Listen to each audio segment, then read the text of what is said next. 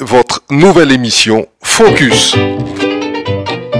Focus, votre nouveau rendez-vous sur Radio Mayuri. Nous sommes à Makoria avec Madame Sobrina Amoïda à l'occasion de cette grande journée de manifestation que propose l'association Tolobi. Bonjour Madame. Bonjour monsieur.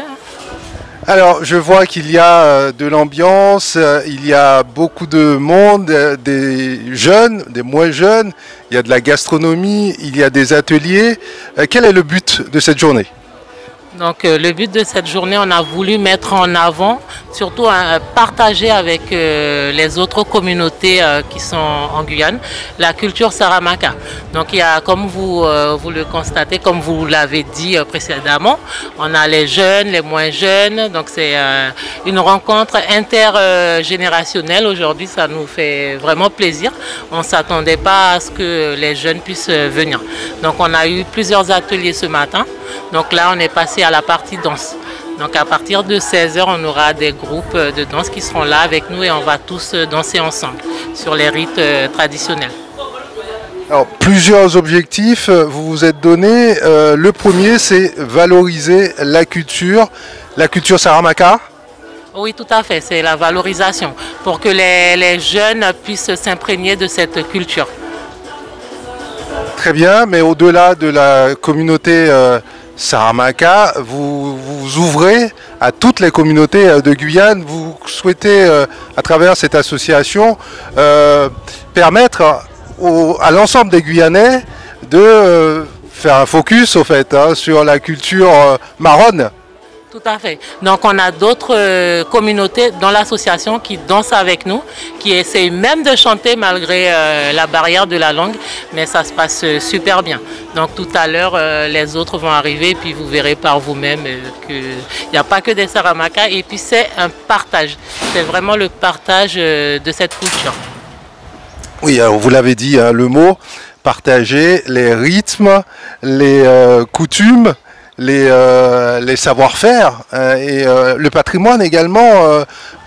Quelle forme, quelles sont les caractéristiques du patrimoine, de la culture Saramaka? Qu'est-ce qu'on peut en dire pour résumer? Bon, ben, la culture Saramaka, elle est variée. Donc, par tout ce qui est artisanat, surtout la broderie qui a une place vraiment importante dans notre culture. Pour donc les occasions spéciales, je dirais, donc cette broderie, les femmes s'habillent mais vraiment avec des tenues confectionnées pendant des mois, donc c'est un vrai plaisir. Quel est le constat? C'est le fait que les Guyanais ne font pas suffisamment l'effort le reste du temps d'aller vers cette culture ou ces communautés. C'est vous qui avez décidé d'aller vers eux? Non, pas du tout. À chaque fois qu'on met en place des ateliers, on a tout le monde. On a des Guyanais, on a des Brésiliens, on a aussi des Saramaka qui viennent découvrir leur propre culture. Donc du coup, on nous a sollicité à maintes reprises. Pourquoi ne pas organiser quelque chose un jour pour qu'on puisse tous se retrouver ensemble. D'ailleurs, nous sommes souvent invités par d'autres associations et puis ce sont des échanges, donc non, pas du tout. Ils cherchent vraiment à connaître cette culture, à s'imprégner de cette culture. Donc c'est une très bonne chose, je suis vraiment contente. Voilà. Comment vous avez élaboré le programme? On voit qu'il est très varié. Donc on a voulu mettre en avant différents comment dirais-je? Différentes sensibilités? Voilà, différentes sensibilités. Donc par exemple pour le pilage de riz ce matin, bon, ben, il y a certains enfants qui n'avaient jamais vu, surtout ceux qui n'ont jamais été au village. Donc ils ont pu découvrir le pilage de riz aujourd'hui à Makoria. Le pilage de riz, c'est le fait d'utiliser ses pieds pour... Non, pas du tout? Non, pas du tout. Donc le pilage de riz, on a le mortier, on a un pilon, on a le plateau là pour vanner le riz. Donc on va récupérer les grains de riz déjà pour mettre dans le mortier et puis après on va piler. On va piler jusqu'à extraire, je ne sais pas si je peux dire la coquille du grain de riz. pour récupérer le riz. Donc on va vanner tout ça, récupérer les grains vraiment et puis après c'est bon pour la cuisson en fait. Alors, vous mettez l'accent également sur l'aspect marronnage en organisant cet événement. Donc cela nous fait penser à l'histoire du peuple Saramaka. Est-ce qu'on peut en dire deux mots? C'est un peuple qui a fui la servitude, qui a traversé le Maroni, qui s'est installé en Guyane aujourd'hui, qui fait partie intégrante de la population guyanaise. Comment vous avez fait pendant toutes ces années pour garder toute cette authenticité que l'on retrouve aujourd'hui dans cette journée que vous organisez? Donc on essaye, je ne sais vraiment pas comment on a fait. D'ailleurs, il y avait eu, je pense en 2008, l'association La Vie d'Amboise avait organisé le festival Bouchikonde Sama et il y avait des Africains qui étaient venus nous rencontrer à notre rencontre parce qu'ils étaient étonnés de l'authenticité en fait de cette culture qu'on a su garder. Mais bon, je pense que par rapport aux grands-parents, les parents qui nous ont toujours éduqués avec, essayer d'entretenir cette culture, donc je pense que c'est pour ça. Parce que depuis toute petite, on nous parle, on s'exprime dans cette langue, même s'il y a le français à côté, le créole, mais on essaie toujours de garder, de transmettre aux plus jeunes. Dites-nous, est-ce qu'il y a des connexions entre votre association et d'autres structures associatives du continent africain, des pays africains, puisque vous venez de nous dire tout à l'heure qu'il y a eu des rencontres, mais est-ce que est-ce que vous avez tenté de donner une forme beaucoup plus concrète à cela? Non, pas du tout, malheureusement non. Mais on aurait bien aimé. Voilà. Et qu'est-ce qui l'empêche? Ah, peut-être qu'on n'a pas, je sais pas, on n'a pas fait les démarches, on n'a pas été vers eux et puis eux non plus, donc du coup je pense que... Mais bon, c'est une piste à creuser, pourquoi pas. Alors, que signifie Tolobi? Donc Tolobi signifie deux amours, donc l'amour fraternel, l'entraide, la solidarité. Voilà. Est-ce que vous travaillez avec d'autres associations en Guyane, en partenariat? Oui, donc il y en a plein. Il y a le groupe Mitao Mitamoin, il y a Ijakata et plein d'autres, Chopagra, etc. Voilà. Et qu'est-ce que ces associations vous apportent? Donc on fait des journées culturelles, des journées d'échange. Donc on se rencontre, on partage, on fait des partages et puis des plats traditionnels, nos danses, etc. 15 ans depuis que l'association Tolobi existe. Qu'est-ce qui fait la force de cette association? La force de cette association. Et qui pourrait expliquer cette longévité? Je dirais les dames, parce qu'on est nombreuses, on a du mal à avoir des hommes dans l'association. Donc je dirais notre force, ce sont les dames. Voilà, ce sont des potomites, comme on dit en créole. Et il y a un lien familial entre les membres de l'association? Non, pas tous. Il y a des frères et sœurs, il y a des grands-mères, des petits-enfants, il y a des amis, des connaissances. Donc du coup, tous ensemble, nous avons formé une famille, la famille Tolobi. Et qui a eu l'initiative, qui a lancé ce projet associatif? 15 ans. Donc au départ, c'était ma mère. Donc c'était au Suriname. Donc l'association Tolobi au Suriname, dans les villages, c'était pour venir en aide aux personnes âgées. Donc c'était ça le but de l'association avant. Donc du coup, quand elle est revenue en Guyane, du coup, on a continué, on n'a pas continué, on a repris Tolobi, puisque c'est toujours la base de la solidarité et on a voulu faire une association culturelle de partage, donc d'où Tolobi. Et pour cette journée, vous avez invité des groupes venus du Suriname? Donc on avait sollicité des groupes du Suriname, mais il n'y a qu'un seul artiste qui peut-être, on ne sait pas encore, c'est la surprise, on attend, on espère jusqu'au bout. Voilà. Et pour faire face à toutes vos contraintes, notamment financières, quelles sont les aides dont vous bénéficiez, que vous recevez? Donc, je peux citer deux noms. Donc, nous avons l'aide de la CTG, Collectivité territoriale de Guyane, la mairie de Macoria. Sans eux, on n'aurait pas pu faire cette manifestation aujourd'hui. Voilà. En dehors de ce type de manifestation, le reste de l'année, que fait l'association? Donc le reste de l'année, on fait des prestations culturelles, on met en place des ateliers et puis voilà, on fait des sorties avec les membres de l'association. On essaie de garder le lien quand même. Voilà. Quels sont les projets de l'association Tolobi? Bon, eh ben, on aimerait s'agrandir déjà, avoir plus d'hommes dans l'association pour pouvoir mettre en place d'autres danses traditionnelles. Alors, qu'est-ce qu'on va faire avec ce riz? Alors, ces riz-là, c'est pour manger, comme nous faisons dans les trucs là. Ça s'appelle les matas. On fait dans les matas comme ça avec...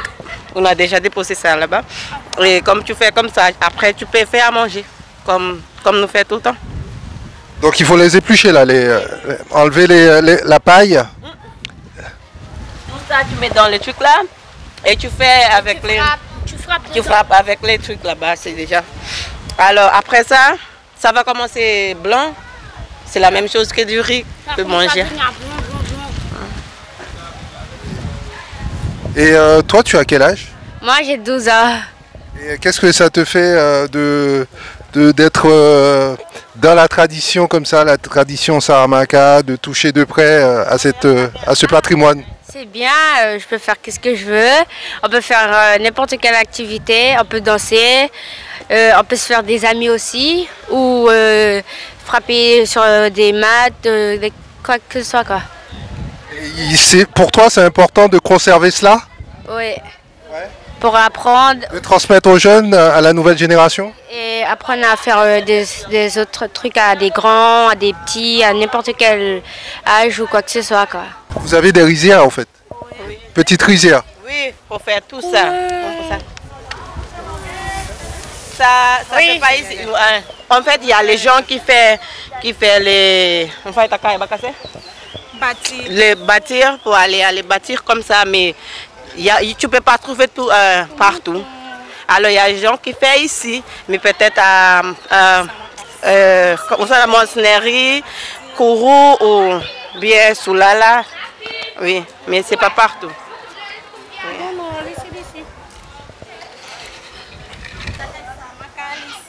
Ça s'appelle Saramaka-Alissi. Saramaka-Alissi, ça s'appelle? Saramaka-Alissi. Qu'est-ce que ça signifie? Du riz de Saramaka. Du riz traditionnel. Oui. Ouais. Tu t'appelles comment toi? Zinota. Et la tradition, c'est quelque chose qui a beaucoup d'importance pour toi? Oui. Pourquoi? Le riz là, c'est du riz traditionnel pour nous, comme un chauffe-fleuve au village. On le plante dans les bâtis. Ça prend environ 6 mois. Après les 6 mois, on le fait. Oui, après 6 mois, on va le... Comment on appelle ça? On va le éplucher pour le mettre au soleil. Après le soleil, on le met là. Après, on le fait dans ce truc, on balance. Celui-là. Oui. Après ça, on le met sur ça, on le fait. On le dépose sur ça. Après, ça va devenir blanc, on le fait comme ça là. Juste après, c'est pour manger. On peut le manger avec wasai et koumou et patawa. Là, c'est le riz brut. Avant de venir comme ça, ça va être comme ça. Oui. Et donc le fait de transmettre ça aux plus jeunes, pour toi, c'est quelque chose qu'il faut conserver? Oui, monsieur, très conservé. Oui, oui. Donc vous avez vos propres rizières, vous cultivez votre propre riz dans vos abattis. Monsieur. On a du riz, on a patates douces, maillot, cassave, légumes et tout, exact. Alors, est-ce que vous pouvez nous dire ce que vous proposez? Alors, celui-là, c'est pour les femmes qui ont déjà une mari. Tu peux mettre ça, comme tu mets ça, tout le monde peut voir que tu as déjà quelqu'un dans ta vie. Alors, c'est mieux que tu as déjà une mari. Celui-là, on fait les farines des manioc. Les farines de manioc. Et avec ça, comme une femme accouchée d'un bébé, alors tu peux faire, même si tu as mal en ventre, tout comme ça, tu peux utiliser ça aussi. Ça c'est des bitas. Ça s'appelle des bitas. Celui-là, c'est l'huile de coco.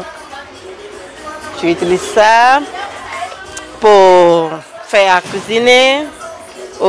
Celui-là, c'est les farines de coco, les farines de manioc. Tu peux mettre comme je dis tout à l'heure là, dans les trucs là. Alors, je dois dire quoi? C'est ça. Les paniers, je pense que tout le monde connaît les paniers déjà. Les paniers, tu mets. Celui-là, c'est pour nettoyer. Tu peux faire, oui, pour barrer tout comme ça.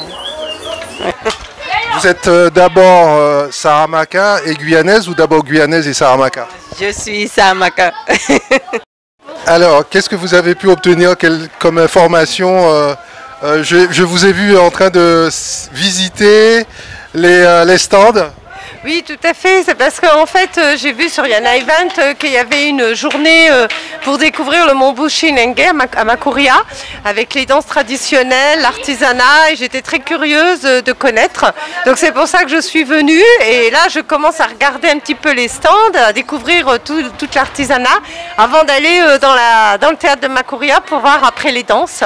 Je trouve que c'est un bon principe, une bonne idée de découvrir la culture bushinengue qu'on ne connaît pas en fait en Guyane, hein, on ne la connaît pas assez, donc je trouve que c'est une bonne initiative, hein, vraiment.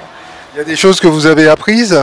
Non, je viens juste d'arriver, donc là c'est l'effervescence, je vais découvrir, j'ai hâte d'aller dans le théâtre pour voir les danses et voilà, j'ai vu les tenues là, je les ai pris en photo et puis je vais continuer un petit peu les différents stands avec l'artisanat aussi que j'aime beaucoup, hein. L'artisanat bushinengue j'aime beaucoup. Hein. Retrouvez votre nouvelle émission Focus. 30 minutes pour mieux comprendre l'actualité en Guyane et découvrir les acteurs de notre territoire. Focus, c'est du lundi au vendredi, première diffusion à 8h30, puis rediffusée à 13h10 et 19h10. Focus, votre nouveau rendez-vous sur Radio Mayuri.